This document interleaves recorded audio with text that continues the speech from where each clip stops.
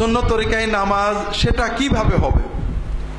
আপনার কিতাবে এসেছে যে কোনো নামাজে নিয়ত লাগবে না, ফরজ সুন্নত নফল এগুলোর কোনো উল্লেখ করতে হবে কিনা? নিয়ত পড়া লাগবে না, মনে থাকা লাগবে, অর্থাৎ নিয়ত করতে হয়। এই যে আপনারা আমার মাজলিসুস সুন্নায় আসছেন, বাড়ি থেকে বেরোনোর সময় আপনারা বলেছিলেন নাওয়াইতু আন আযহাবা ইলা জিনাইদহ ইলা সুন্নাতা শিলে হুদুরে মাজলিসুস সুন্নাহ, এরকম বলছিলেন নাকি? তার মানে আপনারা কেউ সওয়াব পাবেন না। হাদিস শরীফে আসছে কেউ যদি বাড়ির থেকে ইলম শেখার নিয়তে কোথাও বেরোয়, বাড়ি থেকে যাওয়া এবং আসা পর্যন্ত পুরোটা জিহাদের সওয়াব পাবে। আপনারা তো পাবেন না, আপনারা তো নিয়ত পড়েননি। আসলে নিয়ত মানে যে চিন্তা, যে উদ্দেশ্যে বাড়ি থেকে বেরিয়েছেন। তো নামাজের সময় অবশ্যই নিয়ত লাগবে, মনের ভিতরে থাকবে কোন ওয়াক্তে নামাজ পড়ছি, কি জন্য পড়ছি, আল্লাহর ভয়ে, এগুলো মনে থাকবে। ফরজ সুন্নত এটা মনে থাকে। আপনি যখন দাঁড়ান ইমাম পিছনে, আপনি কি নফল পড়ার নিয়তে দাঁড়ান নাকি? ফরজ পড়া তো মনে আছে, মনের ভিতরে সবই থাকবে, মুখে বলাটার কোনো দলিল নেই। এবং রাসূলুল্লাহ সাল্লাল্লাহু আলাইহি ওয়াসাল্লাম সবসময় মনে মনে পড়েছেন। এটাকে কোনো কোনো ফকি মুস্তাহাব বলেছেন মুখে পড়া, অন্যরা বেদাত বলেছেন, মুজাদ্দিদ আল-ফিসানি বেদাত বলেছেন, এবং এটা বেদাত হওয়া অবশ্যই ঠিক। নামাজের ভিতরে সূরা কেরাত পড়ার সময় বিসমিল্লাহ বলতে হবে কিনা?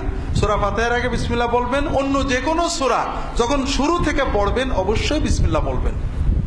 আর যখন মাঝে পড়বেন, যেমন ওয়ালাদ-দাল্লিন আমিন, এরপরে আপনি সূরা আলাম তারা শুরু করলেন বিসমিল্লাহির রহমানির রহিম আলাম তারা কাইফা, অথবা সূরা নাবা শুরু করলেন বিসমিল্লাহির রহমানির রহিম, হ্যাঁ, ইয়াসআলুনাকা আম্মা ইয়াতাসাআলুন আনিন নাবাইল আযীম, এখানে বিসমিল্লাহ পড়বেন। আর যদি সূরার মাঝখান থেকে শুরু করেন ওয়ালাদ-দাল্লিন আমিন কুলিল্লাহুম্মা মালিকাল মুলক, সূরা শুরু না মাঝখানে, তখন আর বিসমিল্লাহ পড়বেন না, না পড়ে চলে যাবেন। আউযুবিল্লাহ সূরা ফাতিহার আগে পড়লেই হবে। নামাজের ভিতর হ্যাঁ সমবেতভাবে জিকির করা যাবে কিনা, আর জিকির শেষে সালাম পড়া যাবে কিনা? সমবেতভাবে জিকির করবেন কেন? উদ্দেশ্যটা কি? হ্যাঁ বলে জি, জিকির কার জন্য করছেন? যদি আপনি মনে মনে বা একা একা যার যার মতো সুবহানাল্লাহ সুবহানাল্লাহ, আল্লাহ তো শুনতে পাবেন না, পাবেন, সওয়াব তো দেবেন না, দেবেন, তাহলে সমবেত হলে বেশি সওয়াব হবে, এই তো। হ্যাঁ, তাহলে দলিল লাগবে। রাসূলুল্লাহ সাল্লাল্লাহু আলাইহি ওয়াসাল্লাম সাহাবীরা কখনোই সমবেত ভাবে মানে সমস্বরে ইবাদত জিকির করেননি। তারা এক জায়গায় বসে অনেকে করেছেন, প্রত্যেকেই যার যার মতো করেছেন।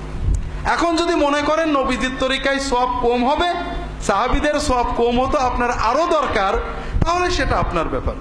আমি মনে করি সাহাবীদের তরিকাতেই কামাল, আমরা ওই জায়গায় যাইতে পারছি না, তো বেশি দিয়ে করবো কি?